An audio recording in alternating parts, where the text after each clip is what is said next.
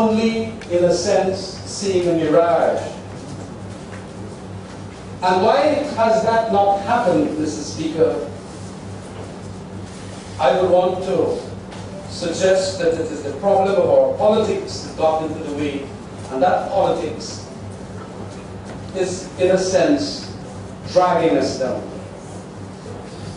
The Hoyt and the later Khemraj Ramjattan initiatives, both presidents of this country, against poverty, created a hope of high growth and inclusive democracy with a wonderful long-term plan called the National Development Strategy. But there was a transformational shift under President Jagdew's years with an emphasis on the LCDS. Not an entirely bad strategy, but it was the front behind which there was a number of domestic localized policies and projects which were, and I must be honest here, riddled with corruption, nepotism, unaccountability, and micromanaging. And of course, this bred the inefficiencies, the indiscipline, and what I like to call the executive lawlessness, which has led to a widening inequality and a smashing of the public's hopes. Yes, there is plenty monies, and there were projects. And indeed, as I have indicated in my introduction, we have moved forward. But much of these monies, it cannot be said, is realizing the targeted beneficiaries. And we must then make the assessment and even conclude as a result that the heavily hailed employment and educational schemes have not built the skills people must have now to participate in our economy. Mr. Speaker, I say these things knowing that we have to be frank, first of all to ourselves and to the larger community which we represent.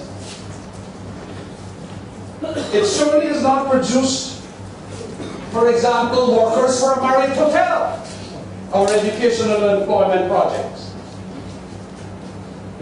Or has it created employees for an environmentally safe mining industry? We have not produced. Why then this dashing of hopes, Mr. Speaker? Politics in Guyana is deeply fragmented, which makes consensus hard to come by. That's one. And two, the perception and reality by the community out there of us politicians is that we are scamps, we are thieves, we have grown even tenfold more in relation to unaccountabilities since the Dr. Jagan era to now. And as a result, we are seen as deeply inefficient, we're not seen as incompetent, and we are seen as most self-serving. This reality, and for those who stifle their consciences in denying this, has undermined and eroded the huge authority which could have been associated with accountable politicians and which could have brought a servant exemplar status to our vocation. This has occurred largely because during the course of the years, a series of scandals commencing from early 2000s to this day. We have sweetheart deals for construction contracts, privatization arrangements which have seen Guyana, which once was Booker's Guyana, today being the Big B's Guyana.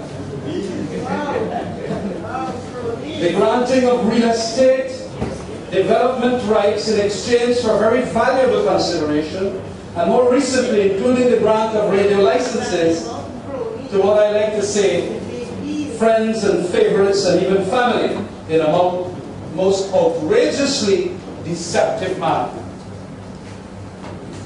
This kind of political leadership, Mr. Speaker, consequent upon its gaze being on other things, has lost sight of its supervision of a whole range of institutions.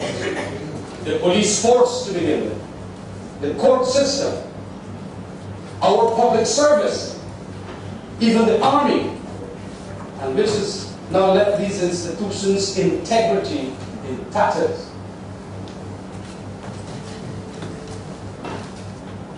The political leadership of this country, rather than recognizing these failures and working to restore moral order, has evaded responsibility, Mr. Speaker.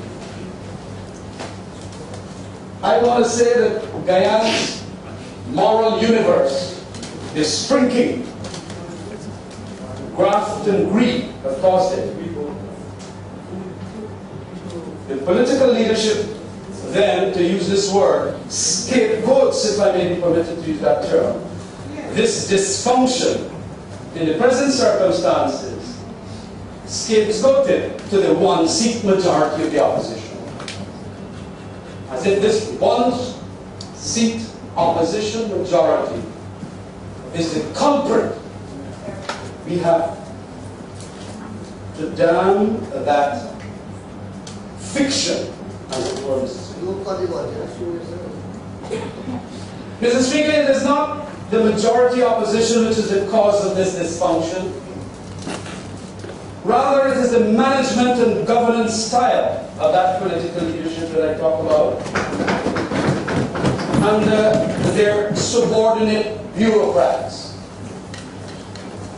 It is characterized by that management style, that governance style, by huge discretion, by a stifling centralization, and worse still, staggering secrecy. I want to give some examples of that huge discretion. I endorse the view that government must have a discretion. It is a tool and an asset for a government that must be made available to them.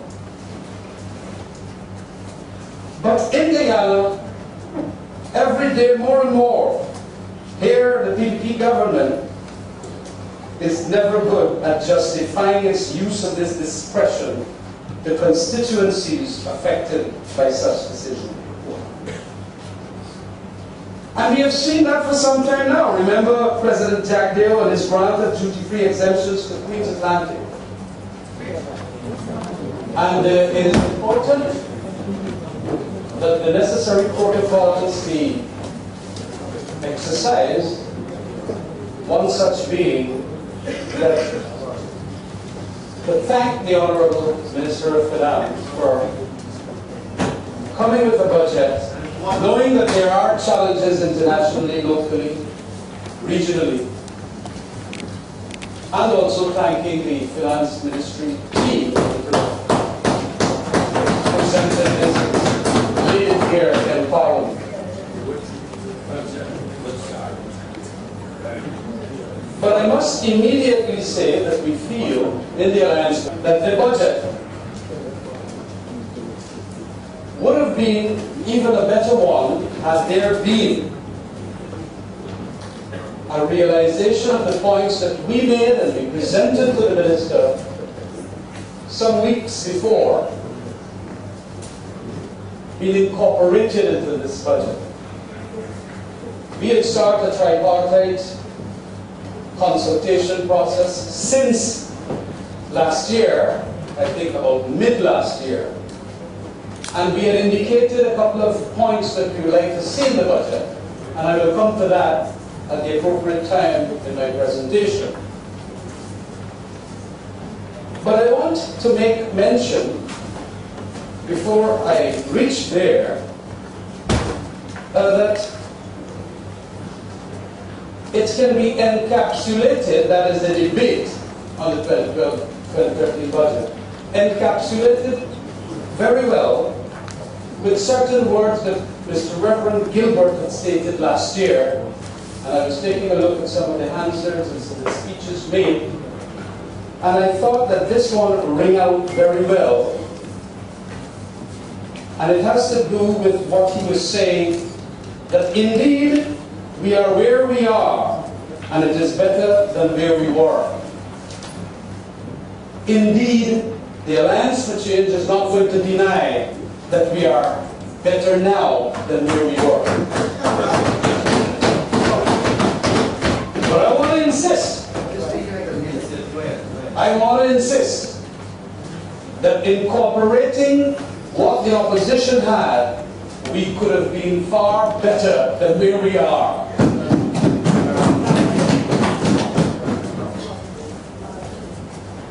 Last year, taking the Hansard, trying to collate some of the points that were made,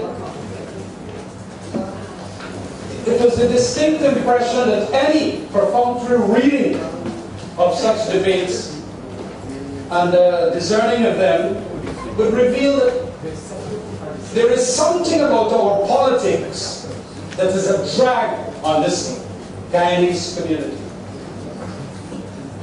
And that drag is keeping us back. I had mentioned a couple of points in relation to it not being the complete picture as to the financial status of this country, when we would have had a huge set of monies in NISL's accounts, public monies, huge sets of monies in certain bank accounts, which the Auditor General had indicated clearly ought to be put in a consolidated fund. And even huger sums in the GGMC's account, the forestry account, the gold board account. I have made the point, and I want to emphasize it here, that these monies ought to be placed in the consolidated fund because they are public monies. And then, such ought to be brought to our attention in this honourable House for us then to make the allocation. Oh yes, the Minister has the right under the Constitution, to lay the budget.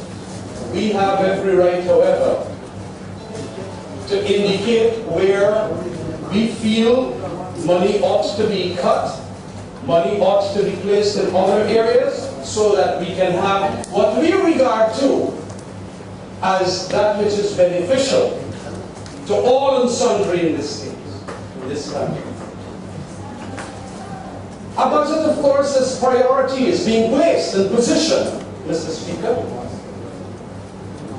And on that score then, it is not as if we do not love the people of this country if we were to say that the monies that are going to go from NISL to a Marriott ought to go to a brand new permanent bridge across the Demerara River. What would have been wrong with that? And we are stating that at this stage it might be better a priority than a Marriott.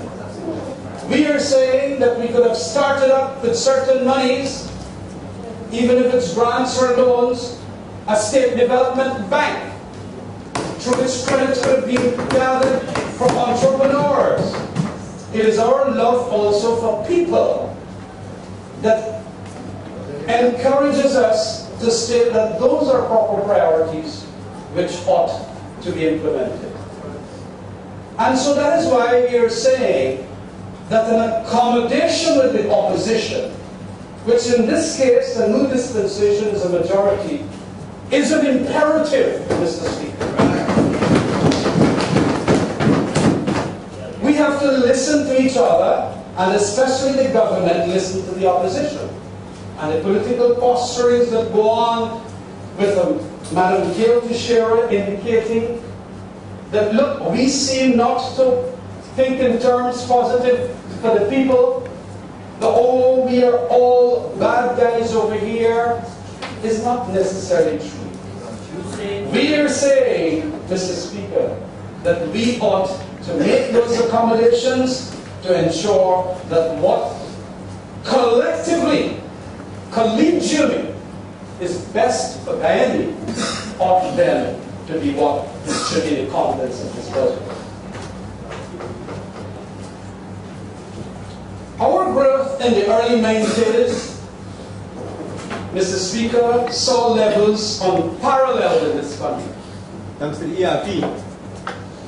And of course, our politicians, if I may say, those leading politicians, if they be honest to themselves, cannot compromise that fact. I had watched and I had expected us, by virtue of that growth rate of 7 and 6.5% and 8% in those early years, and with that direction and trajectory, would have caused us to go into what we call the middle bracket incomes, nearing a Latin American and Caribbean economic heavyweight. What was his justification? When it was then critiqued by an icon of industry, Dr. Yesu Prasad, he was said to be, that is Dr. Yesu Prasad was said to be ignorant of the laws of man. But he was vindicated when certain laws were brought to the president, and indeed we had to come here to legalize an illegality. And of course, of more recent vintage is Dr. Lunchen's justification recently about the grant of radio licenses. He justified the discretion to grant radio licenses to the present holders on the ground that it is in keeping with a commitment to break a monopoly. Laughable, you may say, Mr. Speaker, but this brings tears to those who ought to have been granted. And with tears there is a vexation of the spirit. And I need not tell you what that can bring. As regards centralization and secrecy as two components in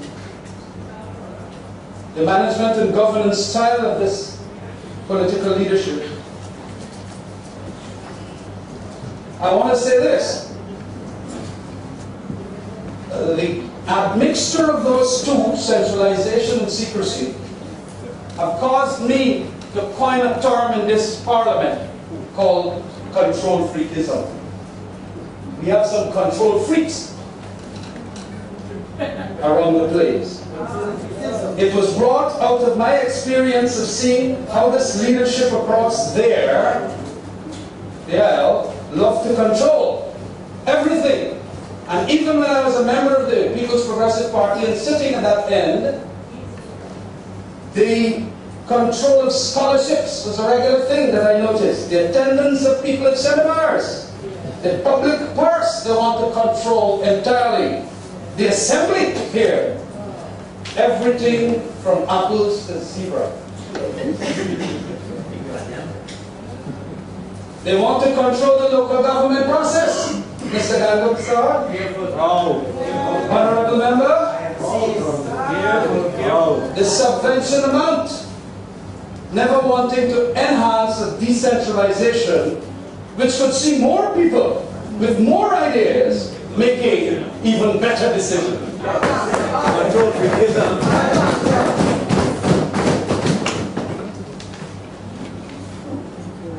This is what brings on a paralysis in our country's governance and management at every turn and at every point and whatever the forum.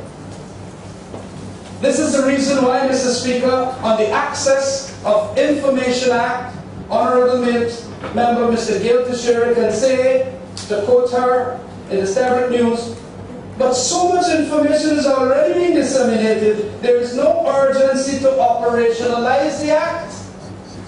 Oh. Wow. That is the reason why, Mr. Speaker, I have no problems with what I say. I am not responsible for what a newspaper says that I said. Thank you. Very well. But I took what I saw from her saying in the TV effectively that which was reported in the newspaper. And if I am wrong, I withdraw it. And the trouble is that I heard her effectively saying that. Members, this is an opposite time for me to note that Mr. Nagabutu had undertaken to provide documentation, and he has provided it. That's right. And it is available and you go ahead.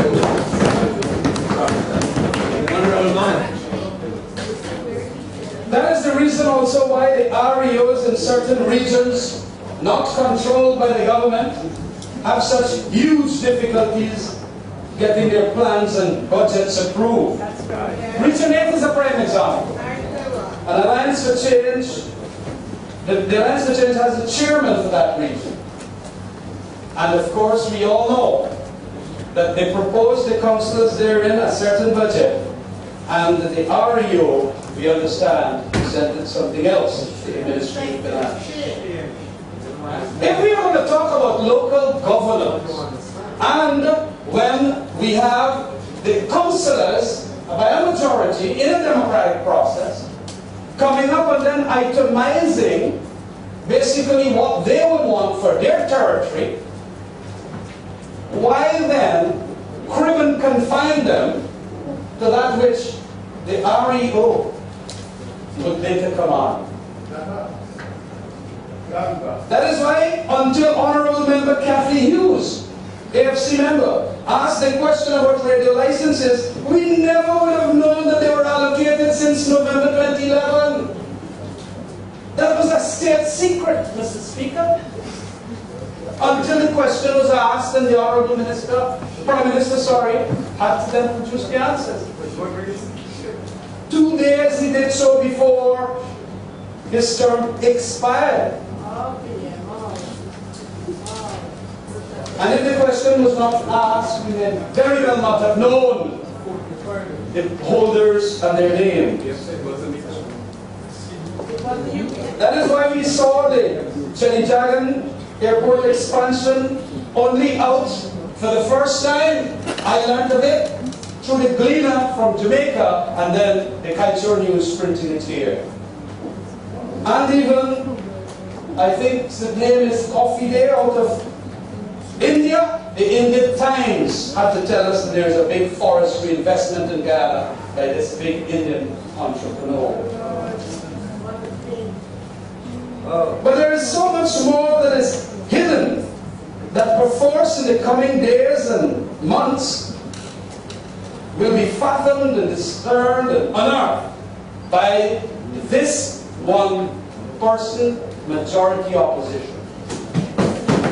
It will be in the interest of this country, it will be in the interest of this country that we do that job of bringing all these sleight of hand to the public forum.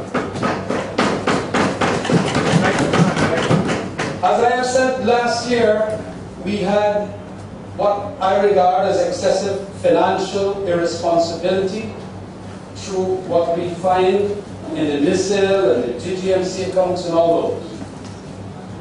It is for these reasons too why, Mr. Speaker, the political leadership of the PDP seems not to want to have the operationalization of a public procurement commission. The genuine operationalization of this procurement commission will be a scourge of the PDP. In this second decade of the 2000, just like the operationalization of the Auditor General's report under the Hoyt administration, so it being the scourge of the PNC. But if we politicians love the people, Mr. Speaker, we must love scrutiny, and we must learn to live it. And we must give the people out there that charge to whistle blow when they see corruption and cronyism. Not to do like what that young man Pablo Singh at NDIA, when he found certain things going wrong there and coming up with his internal auditor's report. We have him being chastised more than anything else. That is wrong. We will never then, as a result, get a culture of wanting to speak out. What we're going to have when we bottle all these personnel in with only instructions that they will want to see as the contents of their reports, we're going to have fear being built. And fear in the country, fear in the governance processes, fear in the management processes are not going to be in the interest of this country. Mr. Speaker, the result of this kind of politics and governance forces government to maintain a facade of pro-poor rhetoric.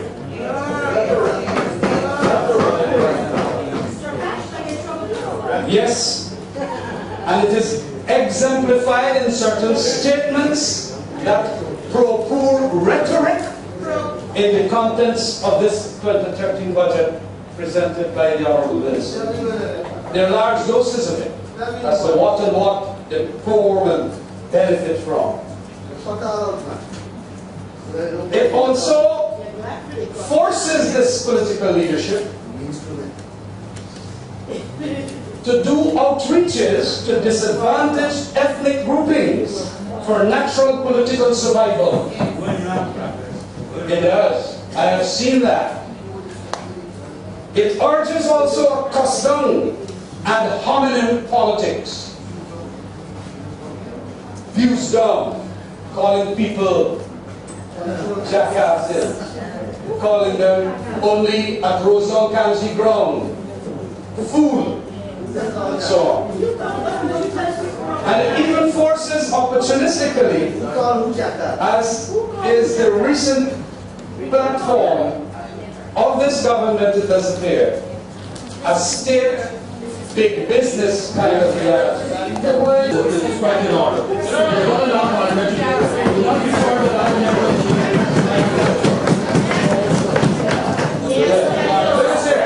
Look at here. What the president said about one of his colleagues of over 40 years. That's all. That's the word. I suppose what is good for the Chronicle is also good to be brought here.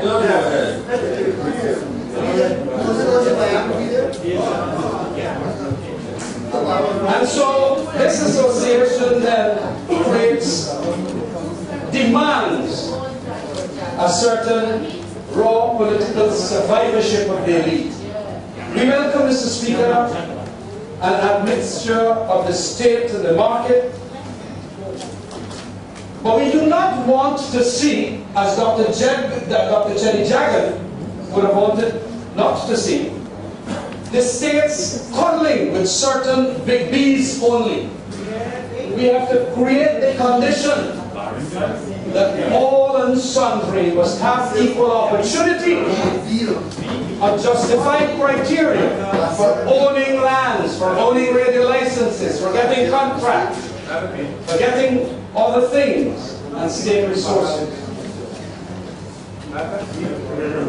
Mr. Speaker, a yawning inequality can be the consequence of a misapplied admixture of state intervention and the role of the market. This inequality then breeds political polarization. It breeds mistrust. It breeds resentment.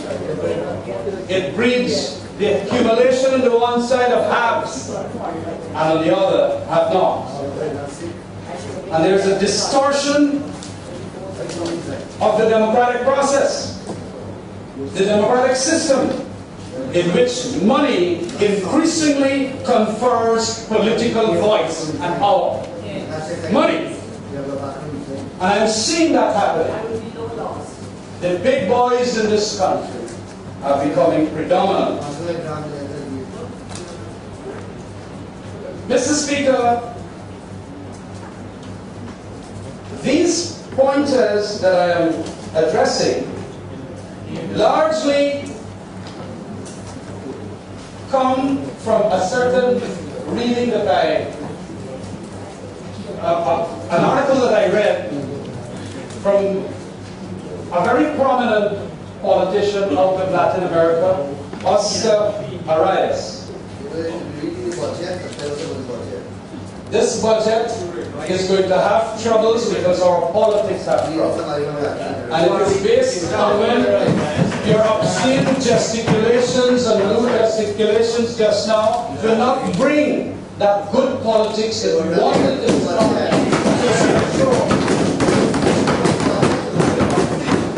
A peaceful deliberation here.